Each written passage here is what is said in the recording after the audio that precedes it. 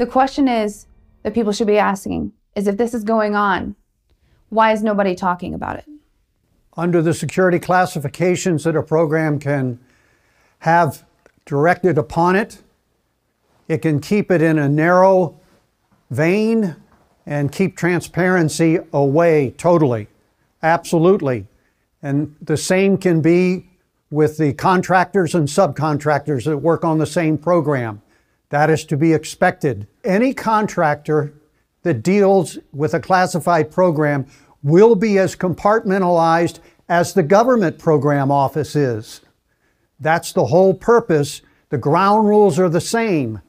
In fact, you can't even bring that home and talk about it with your family or your friends or other work parties that are not also cleared on that specific program, whatever program that is. You only are told what you need to know. And so they assume that most people don't need to know anything, and the rest to only know a little bit, except the people who are pulling the strings.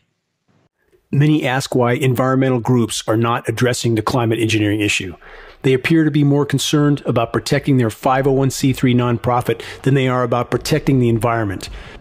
Ignoring and obfuscating the truth about verifiable sources of damage to the environment is not protection. This is total betrayal. It's the same fraudulent behavior we see from every large corporation on the planet, towing the line for the power structure while decimating the entire biosphere in the process. Turning two blind eyes to this situation will not save us from the reality of the near-term impact we are facing. Here's the bottom line. There can be no legitimate discussion about the climate or the state of the climate without first and foremost including the climate engineering issue. We do not have political representation for anybody being interested in saving this planet, and that is something I cannot understand. There is an ever-increasing unhealthy cooperation between really all of the major media and the forces behind the scenes that are responsible for the environmental destruction. So many people try to deny that these programs could be occurring because they claim if they were occurring, there would be people lining up to blow the whistle. And that is so utterly and totally false when we know that with modern day surveillance, every word that anybody of significance says is recorded somewhere by someone. And when we know what happens to whistleblowers like Julian Assange, why would anyone line up to put their own neck on the block to blow the whistle on these types of programs, knowing that it will at minimum destroy their life?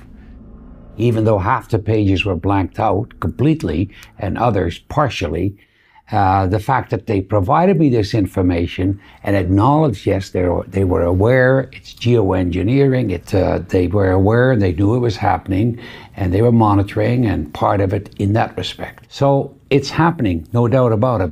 If these programs were in any sense benevolent, why would there be an illegal federal gag order right now on all National Weather Service and all NOAA employees, the nation's weathermen, an illegal federal gag order?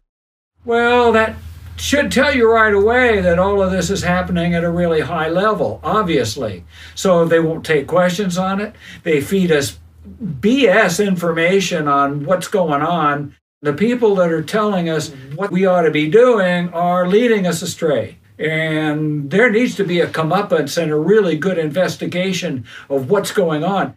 If you look at the total wealth that we can create on planet Earth, if we create a financial system which supports life and is in alignment with life, what I will tell you is our current financial wealth is less than 1% of what's possible. We don't have economic problems on planet Earth. We have a political problem. But the economy is so suboptimized, and that's because there is this force controlling it from top down. So whatever's going on, I say tell the people, because you know, the people can deal with it, and the people can, whatever problem there is, they can deal with it or they can solve it. So I'm big on transparency, and I know if enough people push for enough transparency, we can figure it out. Could a strange substance found by a Southwest Arkansas man be part of a government test? KSLA News 12 investigation reporter Jeff Farrell shows us the results of testing we had done about what's in our skies. They begin as normal contrails from a jet engine, but do not fade away like a normal contrail. KSLA News 12 had the sample tested at a lab. The results? A high level of barium, 6.8 parts per million, more than 3 times the toxic level set by the EPA. We're just about ready to go into the clean room facility. We will be looking at the samples by scanning electron microscopy. Scanning electron microscopy will provide information about the particle size distribution. We will be able to get some elemental analysis. What really this technique is for is to prioritize our samples for downstream, more advanced imaging, more high-resolution imaging, especially by transmission electron microscopy. Put on a fresh pair of gloves. We're going to start with sample number 8. This is a blank that was collected on the return flight. No flow through this filter, so this filter should be free of any particulates. I'm going to use these scissors and forceps that have been cleansed with isopropanol and then acetone, and wipe free with these dust-free cloths. These are the series of samples that we're interested in. These are samples number 9, 10, and 11. These were taken on the return flight where the plane passed through an induced cloud layer. Number 10, I believe, is the one that was passed through a cloud layer at around somewhere between 17 and 19,000 feet. I will take time to cleanse the instruments between each sampling. Preparing sample number 9, near the center. Opening it to ensure that the surface that had received the particulates is facing upward. Number 9 is completed. Now processing sample number 10.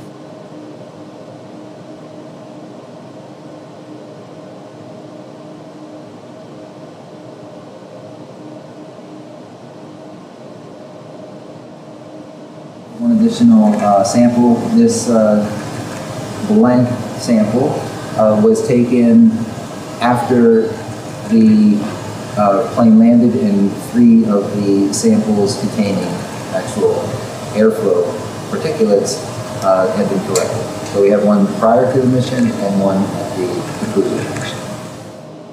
Prior to imaging, these samples are coated with a thin layer of platinum.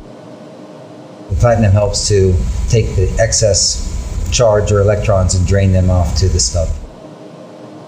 And now we'll do the samples where we pass through the cloud layer.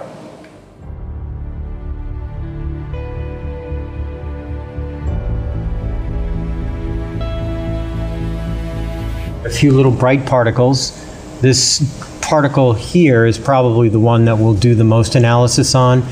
So the general image that we're seeing now are the glass fibers from the glass fiber filter itself, and the bright particles or bright areas that we see are areas operating in the so-called backscatter mode of this microscope. Collects electrons that are backscattered, especially from metal center compounds. But you can clearly see the lighter and darker contrasted areas there, suggesting that it's an aggregate. Mm-hmm.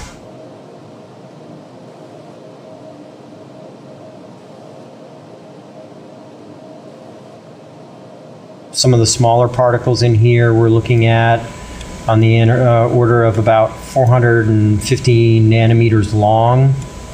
But there's also smaller particles in there too. So backscattered electrons, typically the higher the atomic number, the brighter the signal. That being said, what we will do is look for the bright spots and then analyze those. The glass itself does seem to have sodium in it. Looks like aluminum, sodium, silicon, calcium, potassium. So the reason that caught my eye is because it's darker than everything else. And it's got lots of small particles in it. Yep.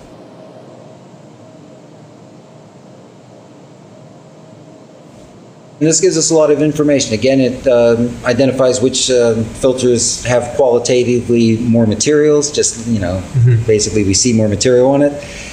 It also gives us information about size of particles and potential for aggregates that we might be dealing with in the samples.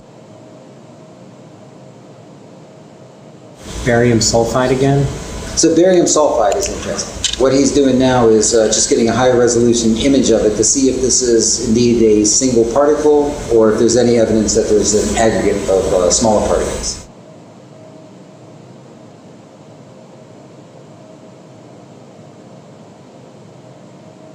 So really the big standout in this one seems to be iron.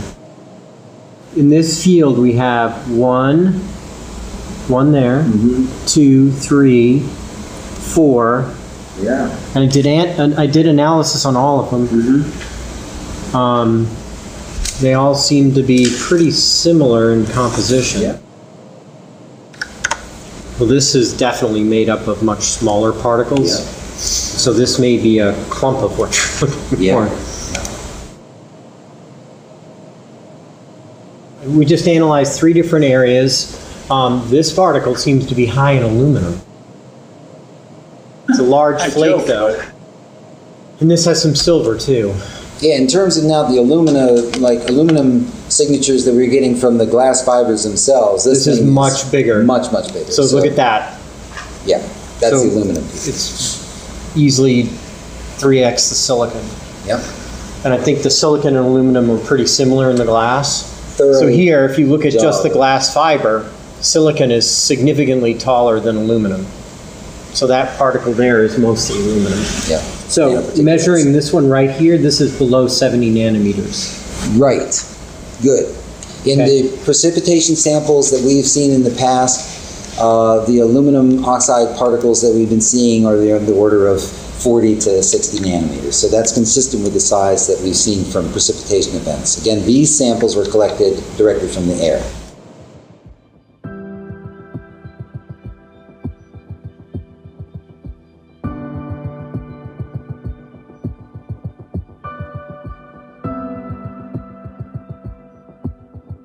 There's not a lot of approaches or instrumentation that you can use to observe these nanomaterials. I mean, again, these are the sizes of viruses.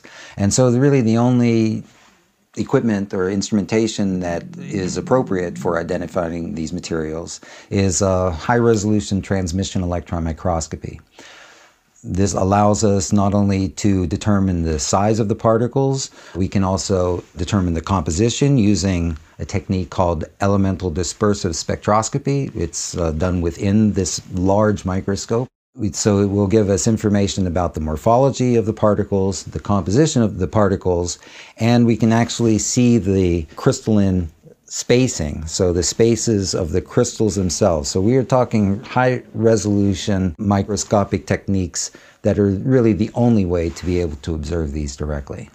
Morphology is important because the productions of these materials are really of a constrained size range, and we've seen this already in samples that we've analyzed from other sources. American Element produces lots of these nanomaterials, and you can actually purchase them online. The size distribution of these engineered particles are quite homogeneous. Yeah. Ooh, looks like there's aluminum.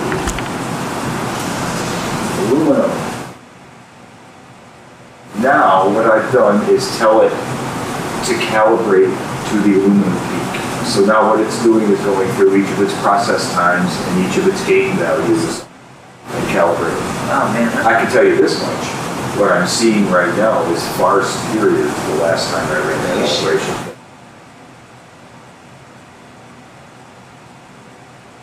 So you see you got 2 calciums, right? Yeah. All right. K alpha, K beta. Right? This barium peak is probably an L or an M.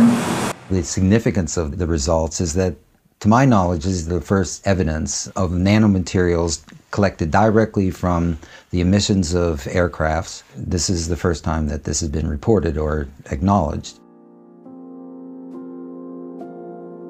There is aluminum and there is aluminum. So the way the people are involved in the destruction of our beautiful planet, they get away with it is because the crust of the Earth consists of aluminum silicate. Although traces of aluminum may be found in almost any soil, only those clays containing 50 or 60% aluminum ore and known as bauxite are mined for commercial production. And so their argument is always, well, we always had aluminum in the system and our body knows how to deal with it. Well, there is a difference between creating nanoparticles of aluminum which do not exist in nature, which is a highly aggressive material that is seeking to chemically react with other things. The chemical process reaches its climax in these huge tanks, where alumina is precipitated out of the ore in caustic solution. Later, the water content is driven off by baking in giant rotary kilns, resulting in this pure snow-white powder known as alumina. An ever-increasing amount of this alumina is being used in chemical processing, in soil conditioners, in abrasives, and many other applications. Aluminum particles are highly reflective and thus serve the stated agendas of the climate engineers, reducing direct sunlight. The nanoparticles of aluminum are also powerful desiccants, absorbing atmospheric moisture, reducing atmospheric relative humidity, derailing and disrupting the entire global hydrological cycle. Nanoparticulates of different materials are produced for lots of different reasons. In fact, they're in cosmetics, titanium oxide nanoparticles used for sunscreen, zinc oxide. So they're not a new invention. What has happened recently, and again, my knowledge is primarily the medical and health effects studies, is that we've learned to manipulate and create nanoparticles for specific design purposes. We have exploding amount of national laboratory facilities which are researching just the nanomaterials. And it's scary because every single one of them, first of all, is toxic to human body. And second, it absorbs the gigahertz range radiation. Every single nanoparticle absorbs gigahertz radiation. Nanoparticle has nothing to do with the original material where it stems from. So aluminum in nanoform, you can literally explode it. It can be ignited at much, much lower temperature. In this form, another unusual property of aluminum appears. Suspended in a paint vehicle, the powdered particles float to the surface and form a continuous layer of aluminum over the area being covered. This aluminum shield provides protection from weather and reflects light and heat almost as effectively as a solid sheet of aluminum. Aluminum is one of the two metals, iron and aluminum, that exist in a 3+ state. Each plus means lacking an electron. And so aluminum salts are the most electron deficient metal, and with that highly, highly reactive to the proteins inside our cells, which are loaded with electrons. And so aluminum makes very, very strong bonds with the proteins in our cell, which means a protein that has incorporated aluminum becomes a dysfunctional protein that no longer works. We have about 200,000 working proteins in the body. That's what creates your testosterone. That's what creates your insulin. This is all made by intracellular proteins. And those get contaminated with the aluminum and become highly dysfunctional. No creature has ever been found to utilize aluminum. There is no creature, no virus, no bacteria, no fungus, nothing that thrives on aluminum. It's deadly to all life on Earth. In national defense, as in many other fields, aluminum is everywhere. In the air, on the ground, and on the sea, versatile aluminum serves our fighting men. And this is the thing about the constituents used in geoengineering, is they are similar to items that are going in ground operations. So whether you're sanding aircraft parts that contain strontium chromate, changing brake pads, working around barium, bending aluminum metals for different aircraft parts, this could all be explained as to their exposures. But the question is, those that don't work in those areas that are showing these symptoms, where's it coming from?